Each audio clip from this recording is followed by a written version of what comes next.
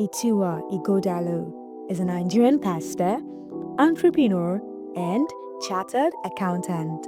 Is the senior pastor of Trinity House and founder of Ighodalo & Co., one of Nigeria's leading accounting firms. His ministry and business work reflect his commitment to values-based leadership and nation building. He is also the publisher of Timeless Media Group and founder of the Ituah Ighodalo Foundation, which supports families with fertility challenges. A fellow of multiple professional bodies and a board member across corporate and public sectors. Pastor Ituah continues to inspire through his writings, teachings, and philanthropy. My name is Pastor Ituah Ighodalo, Senior Pastor at Trinity House, Lagos, also Deputy Chairman of SIO Professional Services.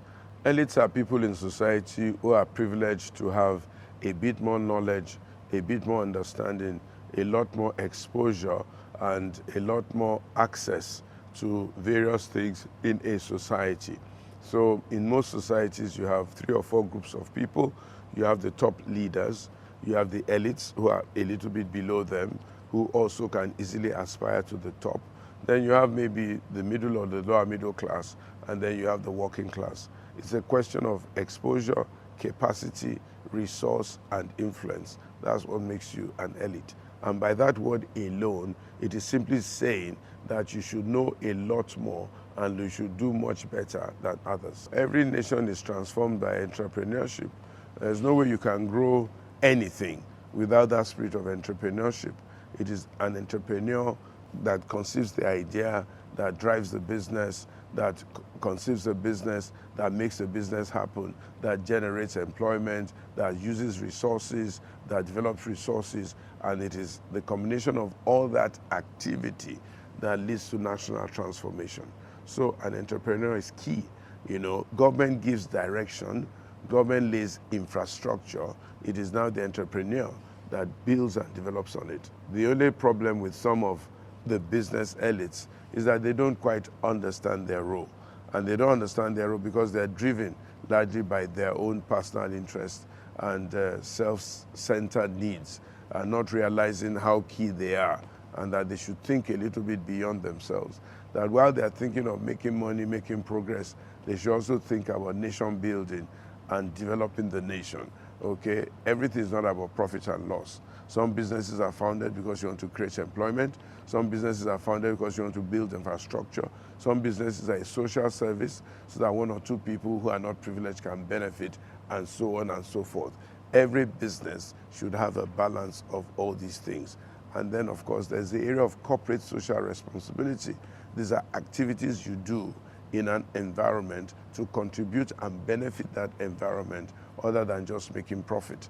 But in a way, it should increase your bottom line, because when you benefit others, they'll be ready to make room for you to do what you need to do. It's just the same law of sowing and reaping. So the elites should come together and think broader, think larger, think beyond themselves, and think beyond their profits. And even in the management of those profits and the consumption thereof, they should think more on a developmental basis, not profits simply for consumption, although that also develops the economy, but profits for development and profits to enhance the value of society.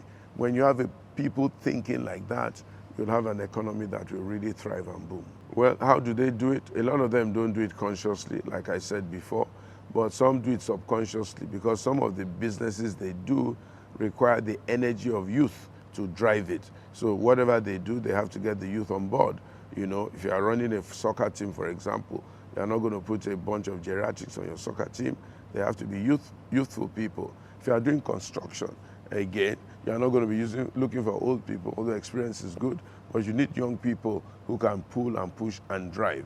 Even in information technology, a lot of the brains that they use these days are young brains that can think actively, think on their feet, and so on and so forth. So inadvertently, if you are driving a business, if you're an elite, if you are employing people, quite a majority of those people will be young people who will be the foot soldiers that will push the business forward. But again, it's important that we make a conscious effort to be youth inclusive so that they can have a place on the table. Time is money. Most of the time you don't want anybody to waste your time. But again, what you are all suggesting is very, very germane, very, very interesting. And that's part of thinking beyond yourself and creating a room and a space within your time that you allocate to people who need to access you for one reason or the other. One of my friends who is a minister has a day in the week from one time to a certain time when anybody can come without appointment to access him. And then he deals with them short. Here's what they want to say. And those that need another appointment, he gives it to them. I do that largely on Sunday afternoons in church. When I finish my service, my door is open. Anybody can come in, ask me any questions, deal with it as quickly as I can, and then make appointments for the other ones. So that's very important. So we must consciously drive into the consciousness of our elite the fact that their role in society is to minister also to other people. That's what Jesus said. He says, who wants to be a leader, who wants to be great, must be ready to minister to others. So you must create a time within your schedule where you can do this ministration and availability for people who need to reach you, people who need to hear from you, people you need to mentor, people who need your help. Yes, people who need your help, and people who need your direction. And you then find that you have a balanced life. Some people find that when they're able to give out of what they have, they live healthier and more productive lives. It's part of your own personal health to be available for others. I think it is quite obvious that most of the businesses are more about profits and prestige rather than the people.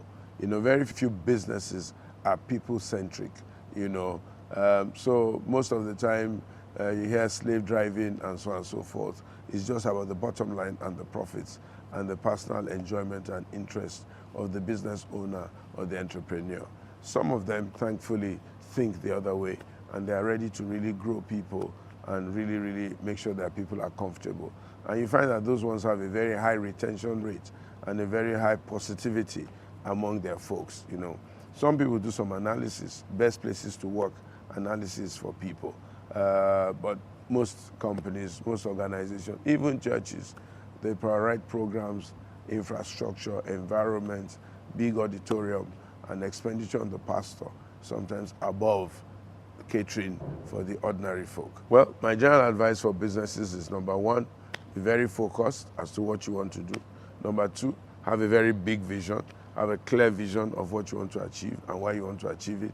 And then number three, be clear in your mind how it will benefit you, benefit your staff, and benefit society. There must be win-win-win for everybody. It's not all about you. It's about you, your staff, and society. So you must think about that and how to be a constant source of improvement and value add to every environment that you are in. If every business was adding some kind of value and not depleting the environment, you'll find that the nation or the country will naturally develop and become really, really transformed. I pray that all our business people will know that everybody is on earth only for a short while. You need to make your mark by being a blessing to others. I will bless you so that you can be a blessing, so that at the time your time is up, people can see the trail and the path that you left behind. God bless you.